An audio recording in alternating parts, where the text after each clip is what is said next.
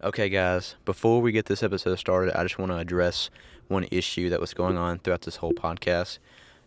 The cameras were not wanting to record.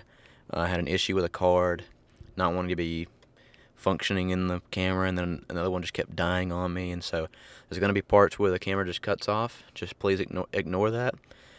This episode was a really fun episode to record, and it's really good. So just the video doesn't matter. It's the content that matters, man.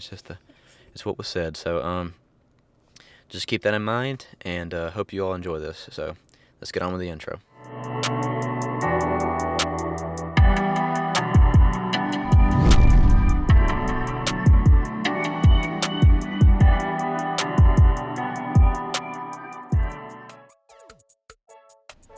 What is up, people? Stop. Welcome to another episode of Devote 101. I am Nathaniel Donaldson, and I just destroyed the microphone right there. I have a very special guest with me today.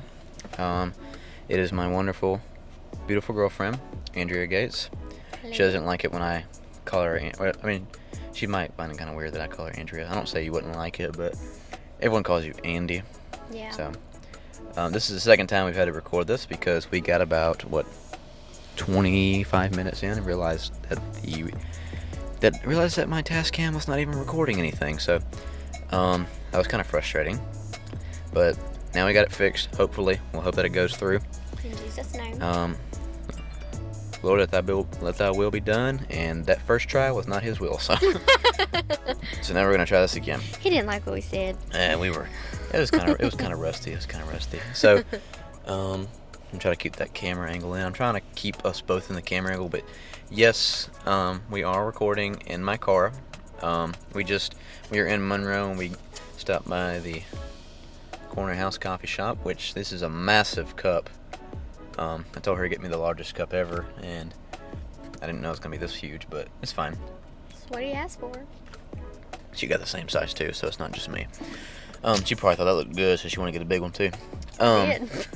Which you haven't really drinking much of yours anyway, but so anyway, first of all, I want to thank you, Andy, for being a part of this. Of course. I mean, I really shouldn't have to thank you because you spend most of your time with me anyway, but thank you for being willing to be a part of this. She was pretty excited about this today. I've been excited about it too. We finally got to where we could have something we could talk about. And so we're going to be talking about marriage. No, I'm just kidding. We're going to be talking about the... I'm probably going to cut that out unless you're cool with that. I don't care. All right. No, we're not talking about that at all. So don't get any ideas, people. Yeah, you probably seen it in the title of the video or the podcast episode. We are going to be talking about the 2 A's. Anxiety and agape love, which I do want to say agape love is a weird word. Or really agape. I never actually use that in my vocabulary. Yeah, not many people probably do. I don't think very many people know what agape love is, honestly. But, so, if you don't mind, actually, since I said not many people know that, do you want to tell me what agape love is? Just agape love, if you don't mind telling me that. Just real quick. Unless you want to. No, I'll just tell you. Okay. Agape love is Christ's love for us. So, the way Jesus loves us. The way Jesus loves us. That's basically what it is. Okay. Mhm. There's no one else can have agape love. Like, I can't give agape love to a friend or something. It's... Well, no, you can. Like, you can, because you're supposed to love everybody. Like Christ did? Yeah, like Okay. how Jesus loved us. Okay. Now, that was just a better way to just to define it. Okay, I just want to make sure I get that clear. Yeah. Because... Clarification is always Well, yeah, best. I mean, the way it sounded, I think I get it, but it was the way it sounded was like, only God can love this way or something, but no, okay. That's good. So, I'm going to read a verse I have for that real quick. This is my first verse. It is Matthew 6:34. It says, "Take therefore no thought for the morrow shall take thought for the things of itself. Sufficient unto the day is the evil thereof." And I can comment a little bit more about that in a minute if you don't mind. So we're going to talk about anxiety first to kind of ease into the agape part. But I do think these two can really these two really intertwine with each other, or they can, because anxiety is a whole lot different compared to being worrisome. I mean, you told me that. Yeah. You told me that somebody worrying and then someone having anxiety is not the same whatsoever. Worrying is like, what would you say, like a day-to-day thing? Yeah, like, a parent worries about their kids, like, making sure they're doing well, stuff like that. But, like, anxiety is, like, You're saying it's like more serious. Yeah, it's almost like debilitating. Like, there are physical consequences a lot of time when you have anxiety or when you're super, super, like, anxious about something. Okay. I figured that we could say here, because I thought that I had anxiety about certain things, and when I told you what I thought they were, like, no, that's not anxiety whatsoever, because there is a difference, and we've already stated that there is a difference. And by the way, the people that are watching this, if the camera dies, don't worry, we'll fix that whenever the camera dies. We're just going to run it out till it stops. But I think we can talk about, I guess, our backgrounds to kind of start off, like, talking about what our past with an anxiety or whatever, if that's right, if that makes sense. Yeah. So I like to think that I had anxiety when it came to money. I don't know what that was. When it came to money, because I would just worry uncontrollably about it, and I almost would let it control me, because I would get very anxious. I'd get very frustrated, very angry whenever it come to that, because I didn't know if I was going to have enough money for, say, like, to pay for something for school, pay for a book, or an access code. Those things are of the devil. So expensive. But, it was just little stuff like that. I don't even, and, that may not even be anxiety. It's just worry. How would you what would you define that as, like, about my issue with my, I mean, it's not as bad of a thing to me now as it was before. Yeah, well, even a year ago, I think you really did have anxiety over money. Like, you would get so worked up over stuff. Like, you would. It was a problem. Yeah, it was a problem, and hopefully not a problem no more. You're a lot better about it. Oh, I hope so. But, okay. You were saying, like, I mean, you told me this before we even started recording this, that, like, when you worry, it's just about, just small things, day-to-day things or whatever, and when it's anxiety, you worry about things that you can't even really control, right? Yeah. It's okay, you keep talking. Well, like, okay, so, for example, with me personally, because everybody's different, but personally, like, I would have, like, I think about the what if, like, what if this, and then what if this, and then it's just a constant, like, vicious cycle. And, like, my anxiety got so bad, like, I had physical ailments because of it. Like, I had a condition where, like, it's called, like, costochondritis. I thought I was having a heart attack, but, Costochondritis, wow. Yeah, but no, I was just having an anxiety attack, and then, it's where the cartilage around your, like, sternum and your breastbone, like, swells and becomes inflamed, so it basically kind of, like, pulls apart your ribs a little bit. Wow. And it feels like a heart attack, but literally the ER doctor was like, this is caused by extreme emotional stress. And I'm like, oh. We gotta fix that. Yeah, and then like, and then a couple months later, I got the shingles. Oh, yeah, that's At right. 19 years old, I got the shingles. And, like, that's crazy. I told my coworker, I was like, I got the shingles. And she was like, what are you so stressed about? She was like, we have got to get that fixed because that's not good. I'm like, I don't even know. Like, I didn't even know what I had anxiety about. Like, I would just be... Everyday things. Yeah. I mean, you were going to tech at that time, weren't you? Yeah, I When that was. happened? That's crazy. Well, no, I had just left tech and I had Oh, you just switched. left it, okay. I had switched schools. So, I mean, of course I had a lot of anxiety going into a new place, but, and new, everything's new, everything's different. You don't exactly know what to expect.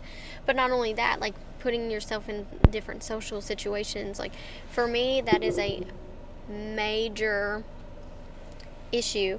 Because even when we started coming to church at Hodge, it was really, I mean, I loved it. I loved the atmosphere. I loved, God's presence that I felt and everything.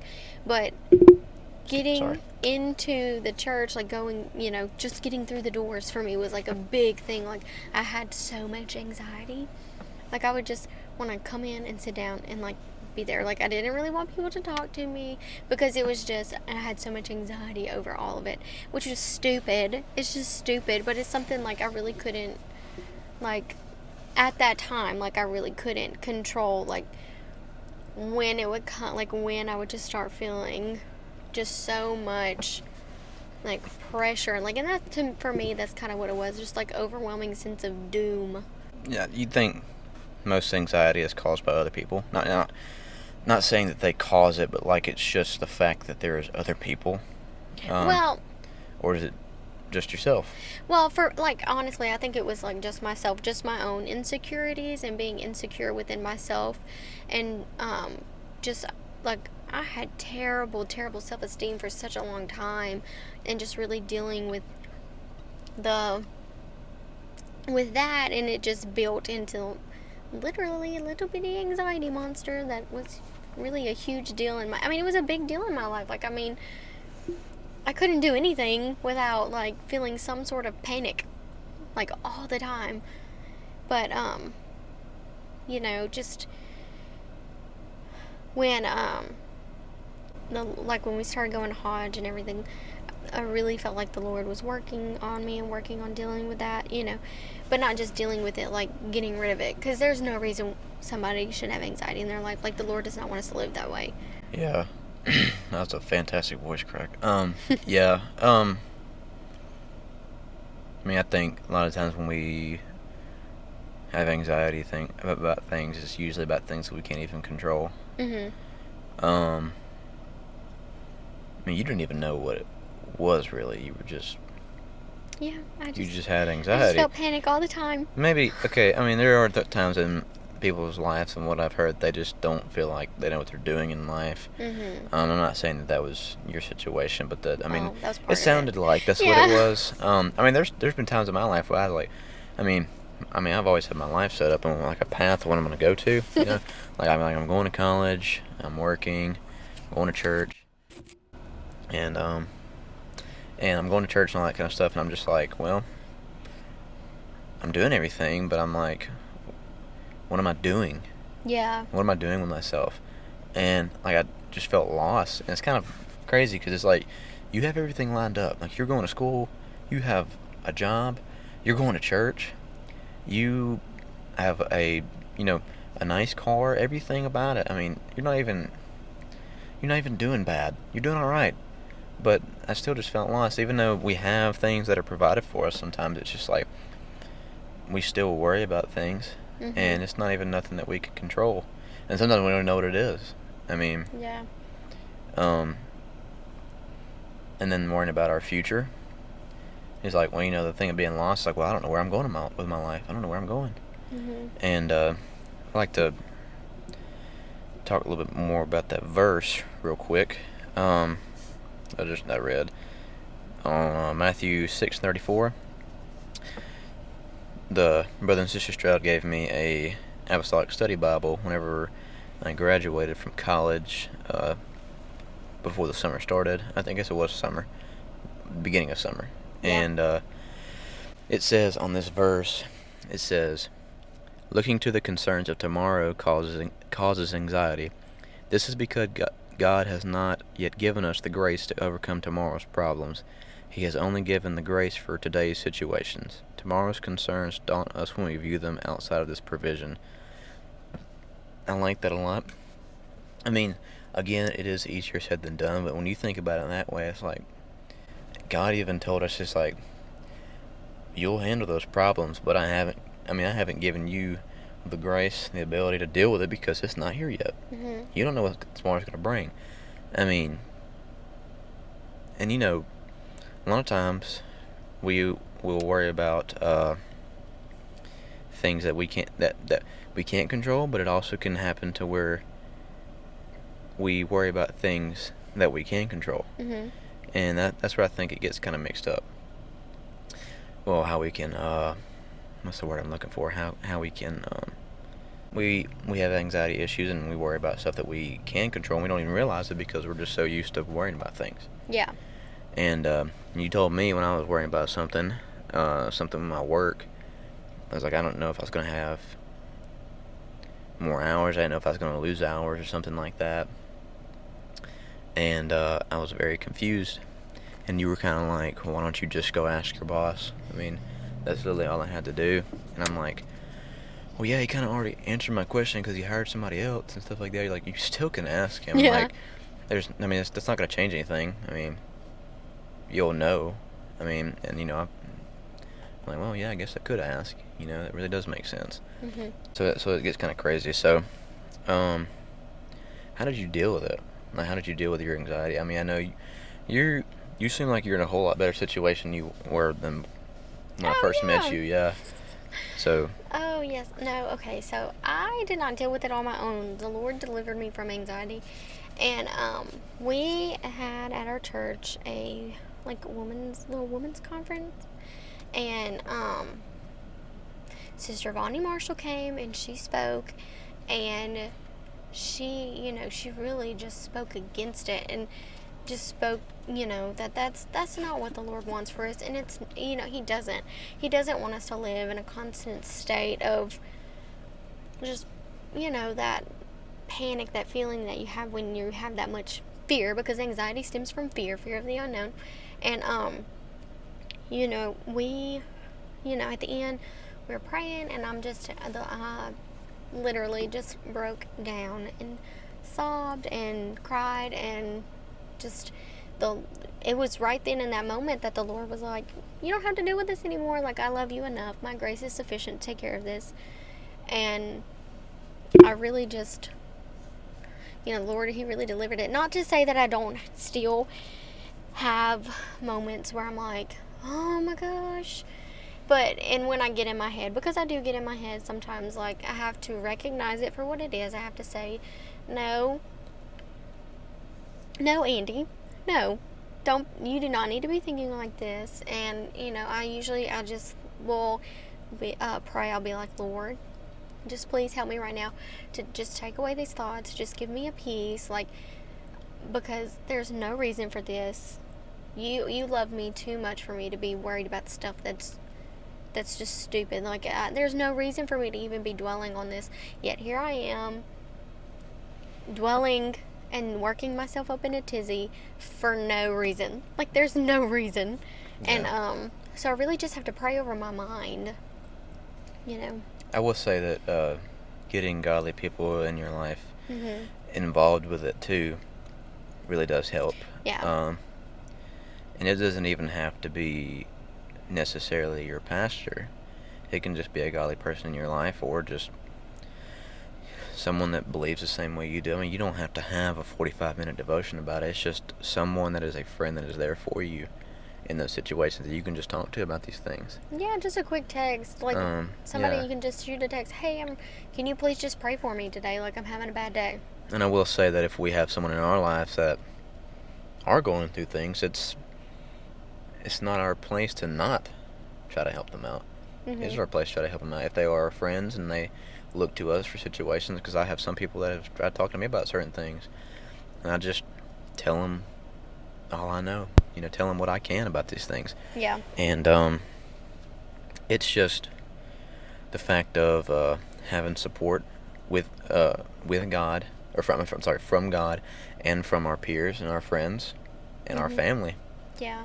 All those things are important, and you don't need to just isolate yourself away from everyone and talk to just God, which, I mean, sometimes you kind of have to do that. Yeah. Isolate yourself and talk to just God, but it's not about that. Mm-hmm. Having people involved in your life helps tremendously mm-hmm. with that, especially because, I mean, you told me when you first started coming to our church, so many people that were so welcoming and loving. Oh, yeah. and I feel like we can kind of move into start talking about agape love with this, because you said you started. I mean, it was just such a welcoming place. I mean, that's what you told me. This is a Yeah, it while really back when you told was. me. Yeah, no. How long ago when you started coming? It's 3 years. 3 years ago. Okay. Yeah, because our like first Sunday we like officially were like at the church was actually Pentecost Sunday, and I remember that Sunday. I thought it was kind of weird how y'all were there. Yeah, we I were was just there. kind of like, okay, they're here, so that's good, you know. Yeah. And but anyway, no, like it really was like Sister Connie. Oh my goodness, this woman, she is awesome. She is an amazing human being. I didn't know this woman. I did not know her, but like she came up and gave me a huge hug, and I was a little weirded out, not gonna lie. I was like, "What?" And she was like, "I love you," and I was like, "I love you too." And she says, "I love you the most. Don't talk back." And I was like, "Okay." I love Sister Connie. She is awesome. She really is truly awesome. But yeah, she and just everybody was so friendly. And I feel like as a church we are called to do that. When you have somebody come in, you don't know what they're going through. You don't know how they're feeling. So, and just being welcoming, just saying, "Hey, glad you're here." Like, it's as simple as that. Like, really to be welcoming. And that is what we're supposed to do. That is what Jesus would have done. And that's how we show his love. That's how we show agape love. Like, just being welcoming and happy. Like, and I feel like because I really didn't know anything about Pentecostal. Mm-hmm. Like, I mean, other than the baseline, everything, what people can obviously know, like the hair, the skirts, that kind of stuff. And I mean, I was raised in a spirit-filled church, but coming back into that environment, and especially into a church like Hodge, that just the presence of the Lord was there, and the people, and then people are so welcoming and so open, and just really genuinely glad you're there. I mean, really and truly glad you are there. It really helped a lot for me coming into a place where I did feel welcomed, regardless of how I was feeling inside in my head, with being just anxious about being in a new place. I did feel welcomed, and that really did help ease, those feelings of anxiety. Yeah, and those people that are in the church that have visitors, it's really good to just at least, you don't have to have a 15-minute conversation, not even a 5-minute conversation, just letting them people know that you're glad that they're there. I mean, there's been times like, oh, there's somebody in our church that's going to tell them. I don't have to do it, but the more people, the better. I mean, yeah, but if everybody thinks, oh, somebody else is going to tell them they're glad. What if everyone does that the same night? Yeah, nobody tells them that they're glad they're there. Which, of course, I'm not trying to take it for granted, but there are people in our church that do it every time. Yeah. There are, but we don't need to have that mentality, being like, because there could be a day where all the people that are going to do it are sick and they don't come to church or something. On vacation. Or they're on vacation, or something happens to where they're not there. We need to step up too.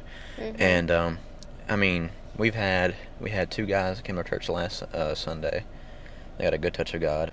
They came the week before that, and then you got to talk to him, or at least one guy got to talk. Me and you both got to talk to him Sunday morning, and then he was gonna come back. He brought his friend that night, and he got the Holy Ghost. Yeah, and they're getting baptized. And they're getting baptized this Sunday night. Yeah. By the way, it is August 10th. So this is probably going to come out way later. They're probably already going to be baptized by this time. Hallelujah. But, I mean, they clearly love this church, especially that one guy that's been coming for a while. He loves coming. I didn't get to talk to him too much. I just walked up to him, shook his hand, told me I'm glad he came. Real nice guy. Oh, dude, he really is. I mean, we have no right to judge somebody just because of the way they look. Just because they don't dress up in a nice suit, or they don't have their hair a certain way, or just because they don't look like a typical just because they don't look like we do, and need I say, even if someone is a different color than us, does not mean that they don't love God as much as we do, which I feel like I can say that because I'm not the same color as anyone there, I'm a unique individual, but so it's up to us too to show that love like Jesus did. Well, and if you look at like the Bible, like Jesus ate with sinners. Like he loved on the Gentile people, which was a big no-no. And like he loved people that were different. He loved people that, didn't necessarily follow the same patterns as the rest of society. Like he, with healing lepers.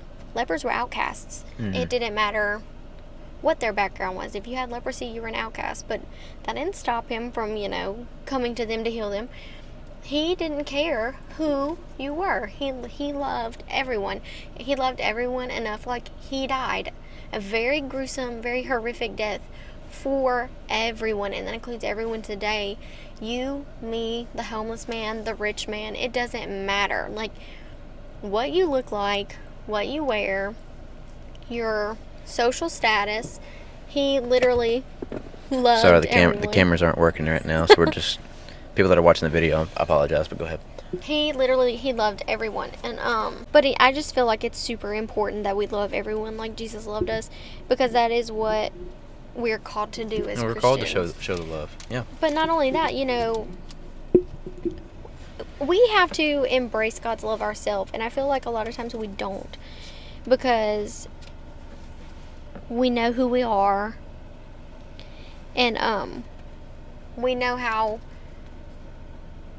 we think we act, but Jesus loves me. Why don't I love me? We need to love ourselves first, because how else are we gonna love other people? And so you have to love yourself, and you have to let God's love shine through you. And I know accepting God's love and accepting the fact that he loved me so much that he died for me, that he literally died for me because he loved me. And for me, like, once I came into that realization, and it was just kind of like mind-boggling. Like, I was driving home from school, and it was an hour-long commute, and I was just thinking about it, and I was like, oh my goodness. And I just started crying. Like, I almost had to pull over. Probably should have pulled over, but oh well. No, you probably should have. But just thinking about it, really and truly, like, who else has died for me, specifically for me? Nobody. Like, nobody has. And so when we realize that God's love is perfect and that he loves us, it really gets rid of, or helps to get rid of fear. And in my case, it did get rid of the fear, and it's what helps keep the anxiety and stuff gone. But anyway, 1 John 4:18. There is no fear in love, but perfect love casteth out fear, because fear hath torment. He that feareth is not made perfect in love. So, and then 19 says, we love him because he first loved us. And he really truly did. He loved us before we were born. He loved us before our parents even thought about us. Like, he loved us since the beginning of time. And that is just truly amazing. And it's truly something that we should celebrate, because that, as that verse said, there is no room for fear in his love. So for me personally, like, accepting that he loves me and accepting that is what truly helped with my anxiety, and truly helped to keep my anxiety gone.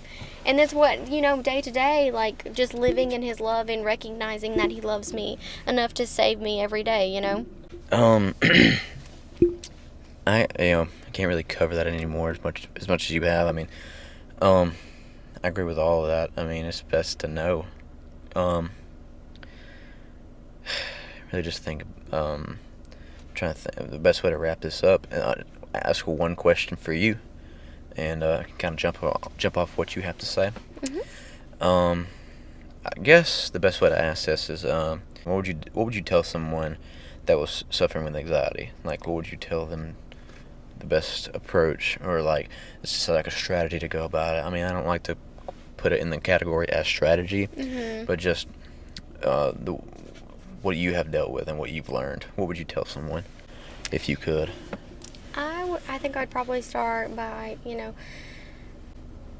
making them feel loved. I mean, honestly, agape love. But, and just letting them know they're not alone, because oftentimes we just feel so alone and feel like we can't, get through it or get over it. But, I mean, really and truly, even if no one is there for you, Jesus, he is always there. Like, he is always there. And so... Oh, God, sorry. You just sparked something you sparked a thought.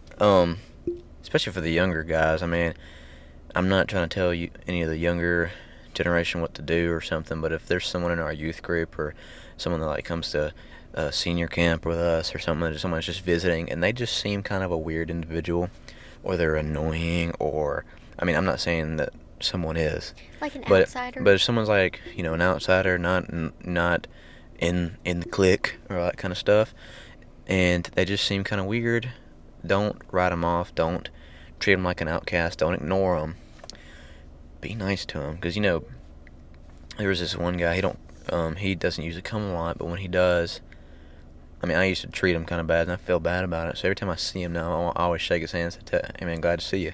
Mm-hmm. And sometimes that's all people need.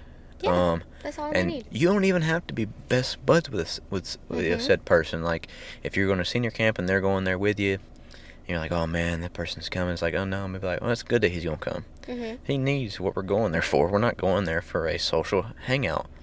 I mean, that's a perk with senior camp, but they're there for Jesus too. And it's good to make them feel welcome, make them enjoy that week. And, I've had to treat certain people a little bit better because I used to be a jerk to said persons before. And, I'm just kind of like, well, just be friendly with them. You don't have to talk to them all the time.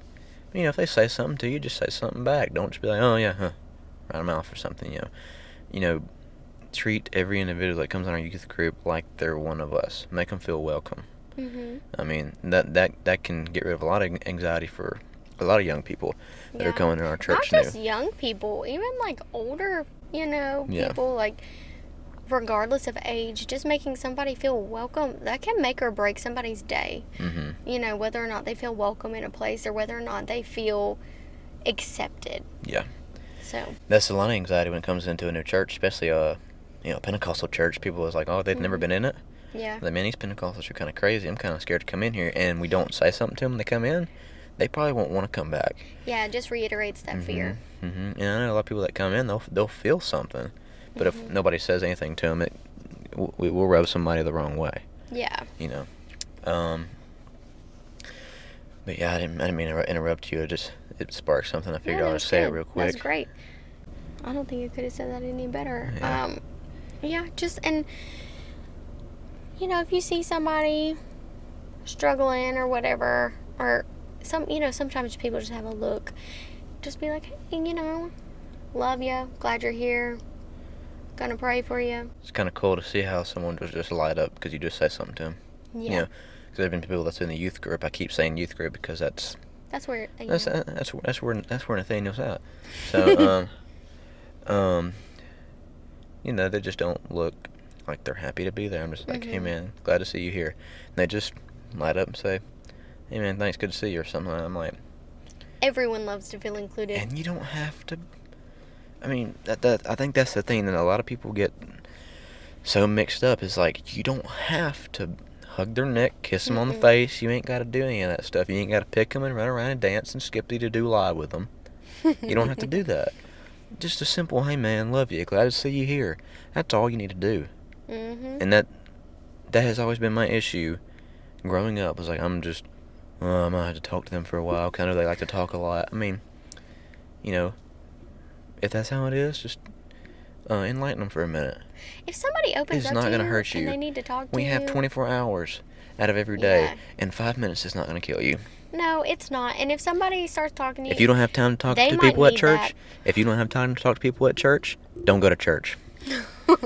Okay, I'm not trying to be all like that, but man, I mean, we're there to be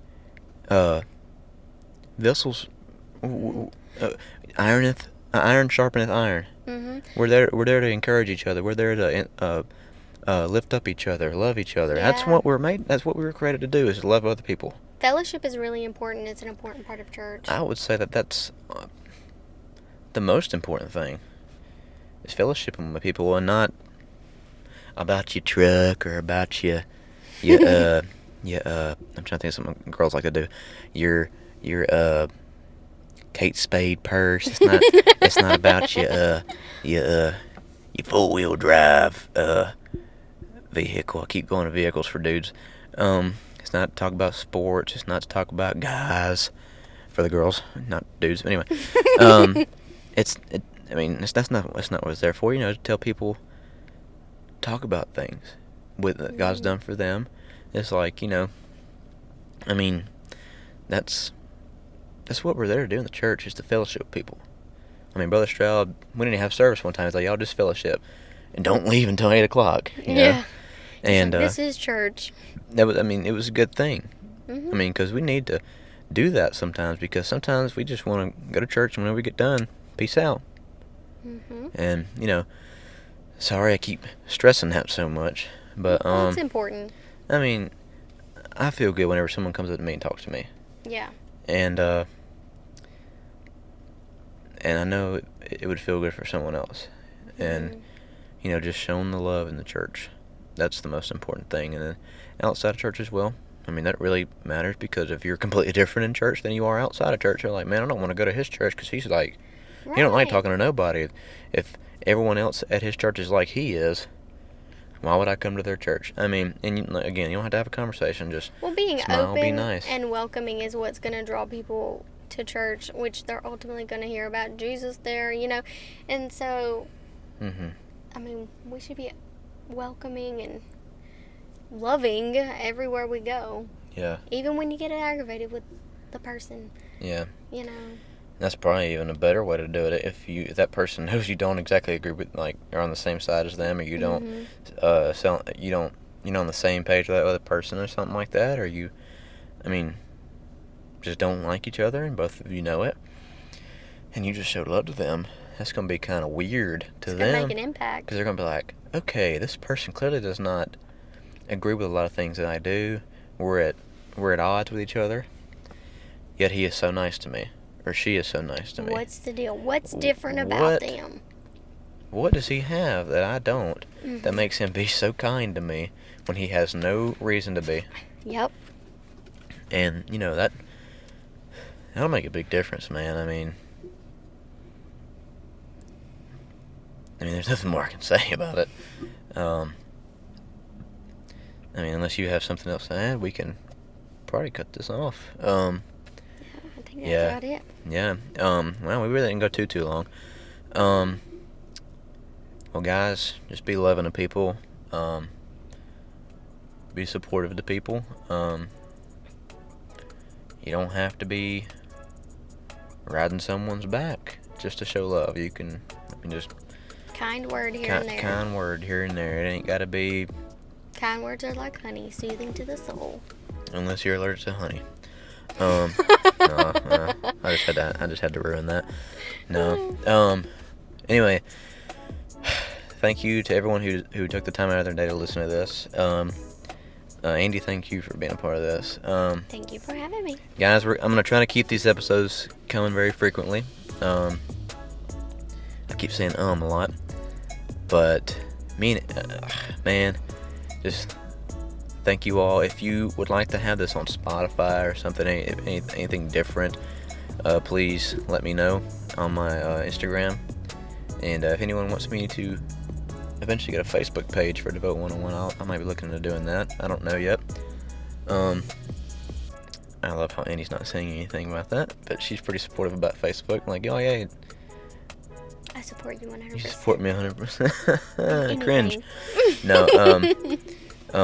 Anyway, thank you all for taking the time out of your day. Me and Andy are about to go get some food. I am hungry, man. Me too. I'm about to. I was gonna say explode, but that makes no sense because I have an empty stomach right now. So.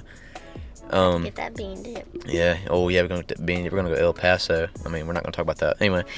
So, guys, thank you for all taking the time out again, and just have a blessed day.